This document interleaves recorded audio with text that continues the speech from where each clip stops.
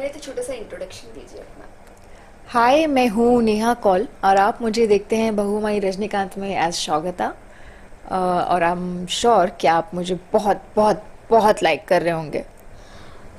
बात करें मानसून की, मानसून आ चुका है और आपने किस तरह से एंजॉय किया इस मानसून को? मॉनसून एक तो जब गर्मी के बाद आता है ना, तो सबसे पहले एक राहत ले आता है कि चलो वो बारिश की बूंदें, ऑटोमेटिकली पूरा माहौल जो है वो रोमांटिक हो जाता है। आपको मजा आने लगता है कि वाह, कहीं भी जाना है थोड़ी सी अपने आपके जो रेन कोट्स होते हैं वो बाहर निकल आते हैं, आपकी छतरियां बाहर निकल आती हैं, मज़ा आने लगता है मौसम का, क्योंकि आप एंजॉय कर सकते हो। जो गर्मी की वजह से, धूप की वजह से आप बाहर नहीं निकल रहे होते हो, बारिश में आप थोड़ा सा हल्की फुल्की बारिश हो तो आप बाहर भी निकलते हो, भीगने का भी कोई ज़्यादा प्रॉब्लम नहीं होता।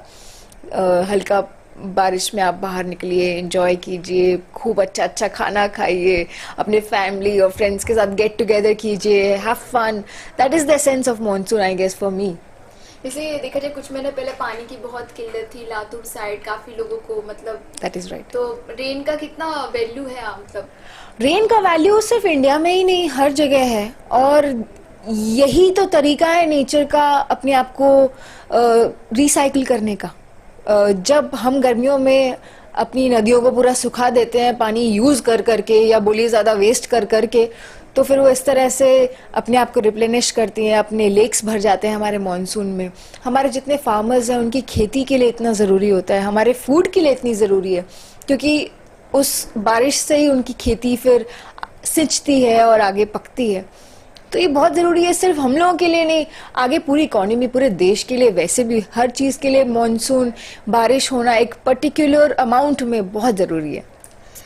ठीक है, मानसून की अगर बात ही करें तो खाने में क्या पसंद करते हैं? हाँ, मॉनसून और खाना तो जैसे इंटर रिलेटेड है, इनको तो कभी जुदा ही नहीं कर सकते। और मतलब जो बिल्कुल डाइट फ्रीक्स भी होते हैं ना, मतलब मैं भी बहुत अवॉइड करती हूँ कि भाई बिल्कुल तला हुआ नहीं खाना है, अच्छा मोटा करने वाली कोई भी चीज़ मत खाओ। लेकिन नहीं, एक चीज़ जो आपको भी याद आती है मॉनसून के साथ, वो क्या है? पकौड़े। यस, पकौड़े कोई रेजिस्ट नहीं कर सकता। चाय और पकौड़े कम से कम एक बार तो मतलब माफ है सबको, खाना ही चाहिए, और नहीं खाना तो पाप है मतलब।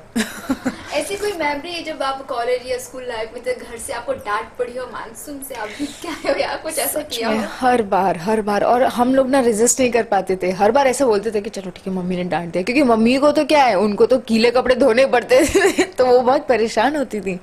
लेकिन हम लोग कॉलेज में ऐसा करते थे कि अपना हमारी ड्रामेटिक सोसाइटी की जब प्रैक्टिस हुआ करती थी, उसके बाद कभी बारिश पड़ गई तो ऐसा नहीं कि हम लोग किसी शेड में घुस जाएं या अपने आप को बचा लें, उसमें ही हम लोग अपनी प्रैक्टिस करते रहते थे बारिश में। वो भी एक अपना मजा होता है, जैसे लड़के बारिश में फुटबॉल खेलते रहते हैं, वैसे हम लोग अपनी प्रैक्टिस करते रहते थे ड्रामा की।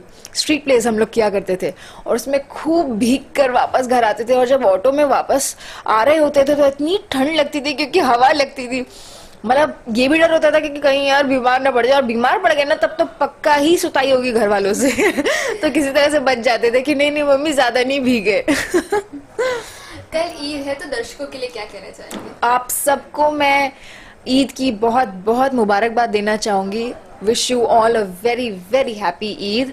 आने वाला साल आपके लिए और भी ज्यादा प्रोस्पेरिटी लाए और आपके लिए एक हेल्दी लाइफ लाए। Thank you. Thank you.